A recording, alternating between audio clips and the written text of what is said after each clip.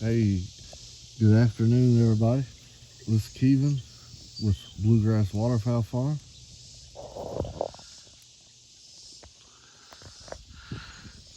Everything is slowing down. It's end of July, first October. Oh my gosh, I wish. First of August here in a couple days, and everybody is pretty much quitting laying.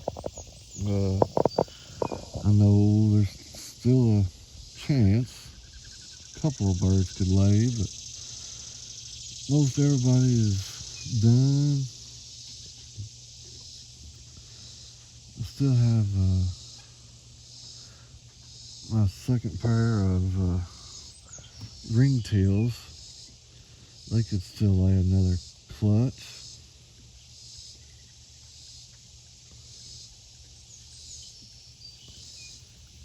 Right there, I see her. Right there she is. She's not bagged down, so she still has time. But I don't know. We'll see.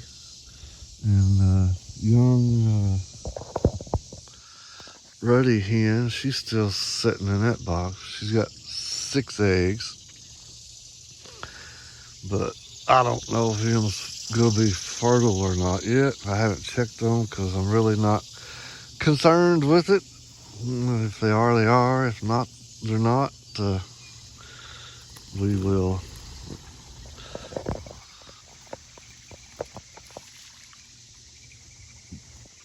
start all over next year and see what happens.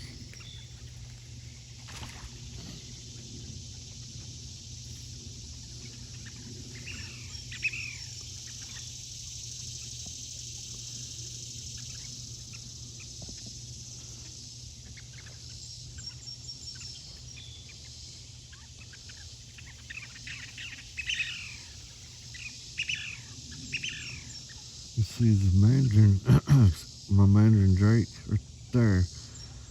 He's starting to get his color back.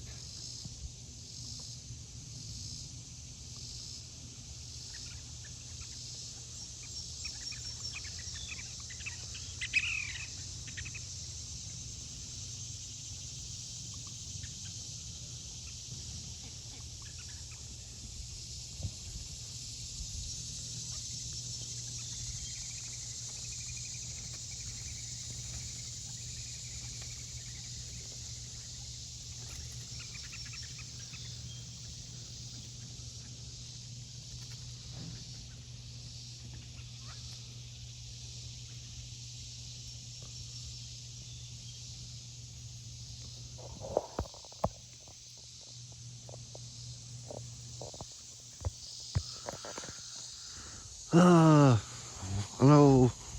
Let's see. I have several people asking, you know, different questions about raising ducks, and that's understandable because I used to ask a bunch of questions myself, and sometimes I still do.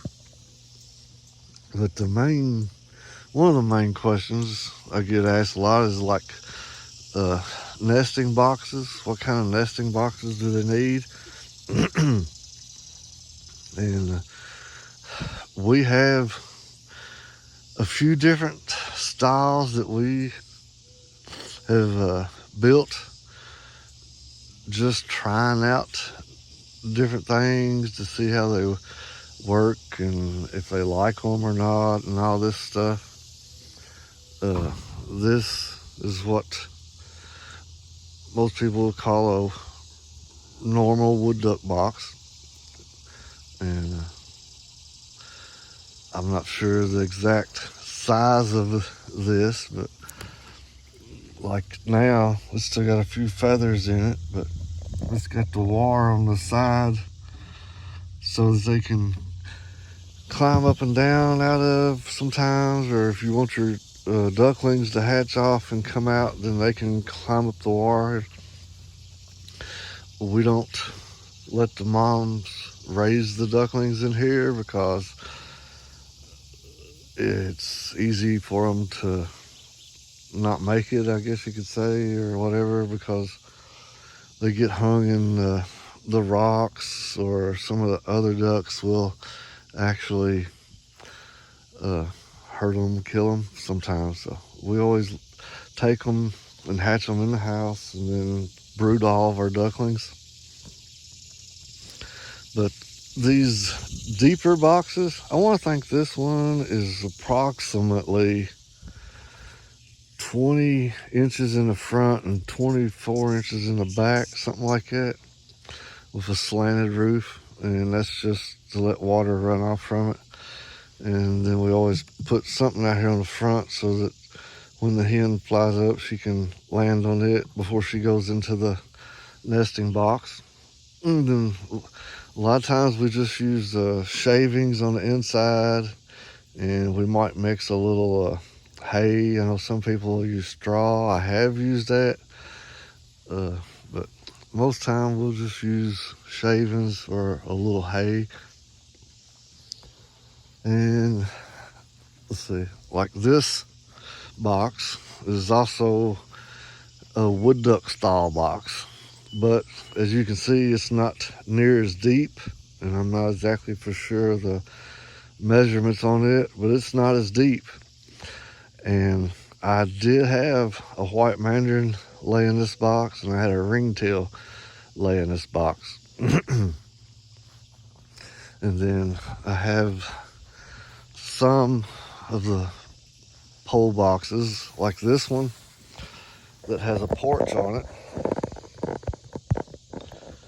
And they'll fly up here, and then they'll go in the porch and go in there. And that kind of blocks the hole so they can't see out if they're sitting on eggs in the nest. So if you walk by, you don't spook them as much. And then it's the same. It's just like a wood duck box with a front porch built on it. Another wood duck style box. Another one with a porch on it. I was trying to think if I had a different one. I think it's about all those are mostly, all of our pole boxes are mostly just the wood duck styles. And then like that one there, that green one, I actually have a ringtail sitting in that box now. Both clutches she laid this year has been in that same box. So like your mandarins, your wood ducks, your ringtails, they generally all use a pole box. And everything is that I'm saying is from my experience over the years. But that being said, I have had, like this year and last year, I know, when the mandarins and wood ducks first started laying, end of February or March, it seems like their first clutch would be in a ground box. And then the second clutch is always in a pole box. And I'm not sure what their reasoning behind that is, but generally speaking, wood ducks, mandarins, ringtails always lay in a pole box. And then we have several different style of ground boxes, like this one.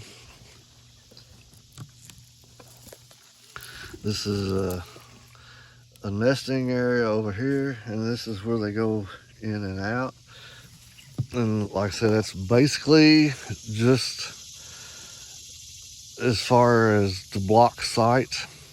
And they like to get in there and think they're in the dark and hide. And when you walk by, they don't see you and get spooked or whatever.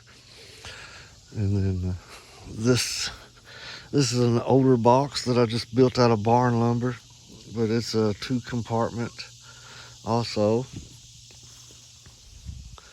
And then I have a couple, 3 of these, I just call them flat box. It's just like a couple of 2x10s or 2x12s put together, and put a roof on it and cut a little door out. And they have used this one too. Had lacing tills and shallows. Use that. And then we built some of these this year. I'm not even sure what you want to call these, but they're, I don't know, like a A-frame or something maybe. I don't know. It's slanted, roof slanted on both sides. And then it's got hinges under it. And you just raise this up. And it's not necessarily a 2-compartment, but the holes on one side, they walk in. And I got a board across the end with nesting material over here. That's where they come to lay. And I don't know, I got 4 or 5 of them I've built this year. And I know the lacing tills used on them. And somebody else. And I can't remember for sure who it was. And then, let's see. I got, when we had the shell ducks, we had the common shell ducks. I built these. These are longer boxes. I think these are like 32 inches long. And something's actually made a nest in there. So, lacing till, silver till could start laying again. I don't know. But we did have, I think I had a shell duck to use one of these. It's like your shell ducks, most of them, everybody says they like a tunnel. They like to walk through a tunnel and get back to their nesting site. And then I built a couple of these. This is like it's a ground box, but it's kind of like a pole box that sits on the ground. I got a little ramp on it that goes up to the hole where they go in to nest. And just raise it up and they go in and out of there. I have had silver tills, use them, and a wood duck use them. It seems like something else, but I can't really think of what it is, to be honest. But a lot of your ground nesters, like old green wing teal, blue wing teal, cinnamon teals, northern shovelers, a lot of your tree duck species, shallow Wegians, North American ruddy ducks, they will all either use a ground box, or if you have like this, some grass, some type of grasses in your pen, they will actually more than likely pick a spot like this and make a nest down in here somewhere. I did have a shoveler to make a nest in there this year and lay in there.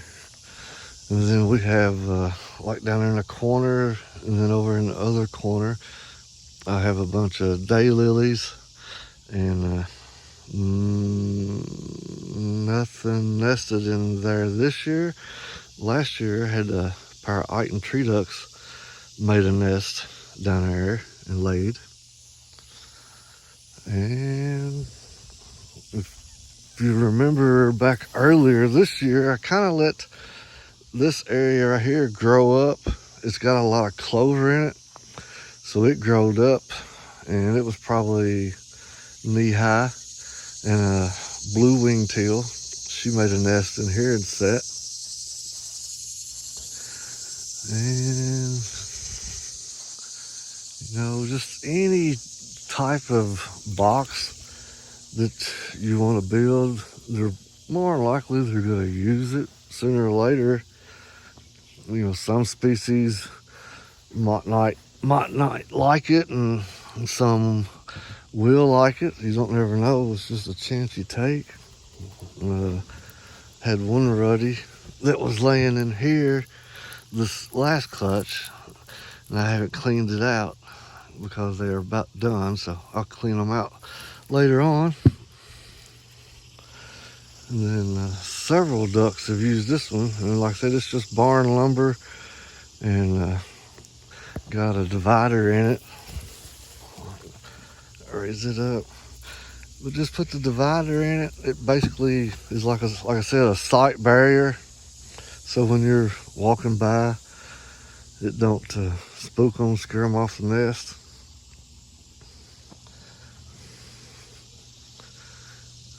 But like I said, laying season is about done for us.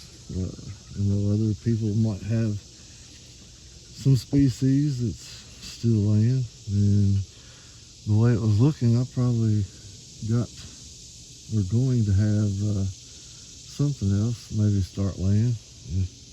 If anything, I'm assuming it's a silvertail because everybody else is out of color. And then, of course, like I said, the lacing tails could possibly lay. This is our first year with them, so I'm not 100% sure. Both of them has already laid two. They've already laid 2 clutches apiece this year.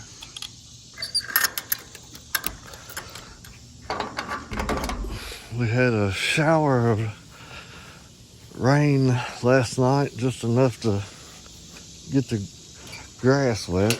It didn't really help anything out, so to speak. Need about a 2-day soaking rain is what we need.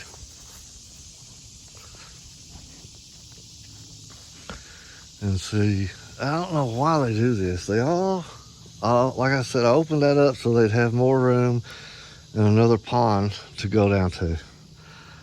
And I mean, it's like everybody loves going down here for some reason. I don't understand.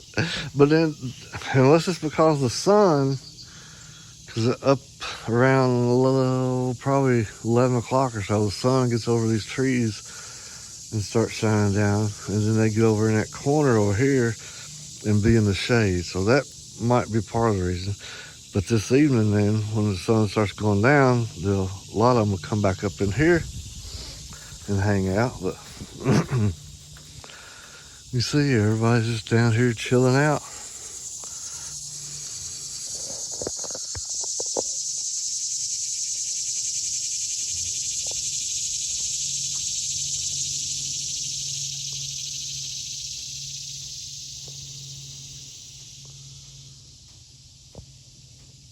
Everybody just gets along and does great. And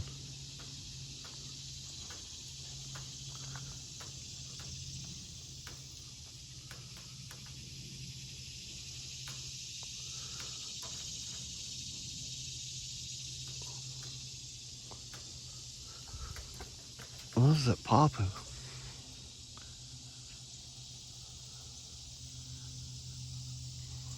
Sounds like the fence was popping, but I don't see nothing. Ain't nothing touching it. There's a stick right here, but it wasn't laying on the fence. I don't know what it was.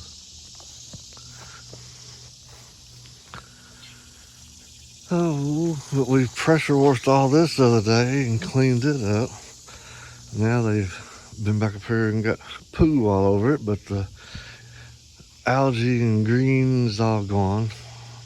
And see, they come up here and they'll get that nasty, dirty in no time.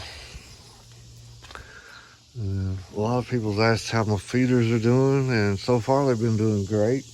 Everybody seems to be figuring them out, using them.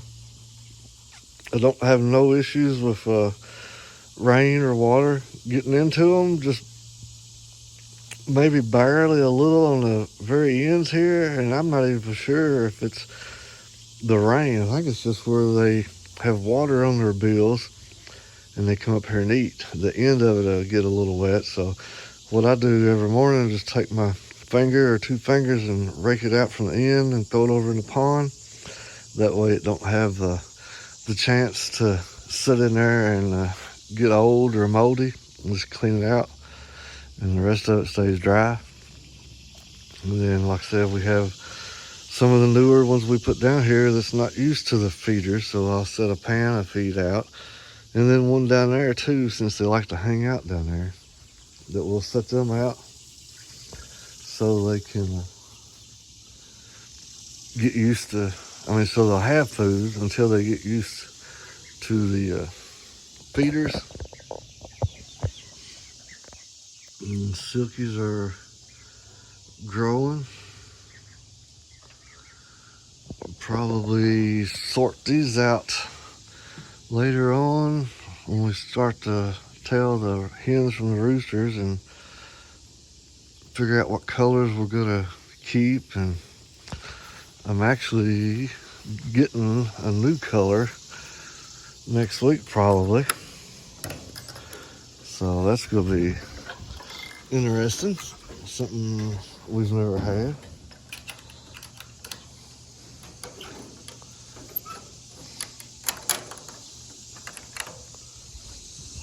And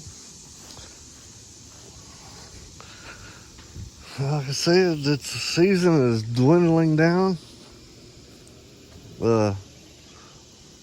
We got all these. We just moved these in here this morning. Some shallow legions and some lace and tills. So we just put them in there.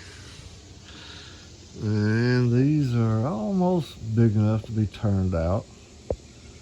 We got lace and tills, one canvasback female, and some silver wood ducks. And that's it. There is, since I moved all them out this morning, there is nothing in here. We are empty in the brooder building.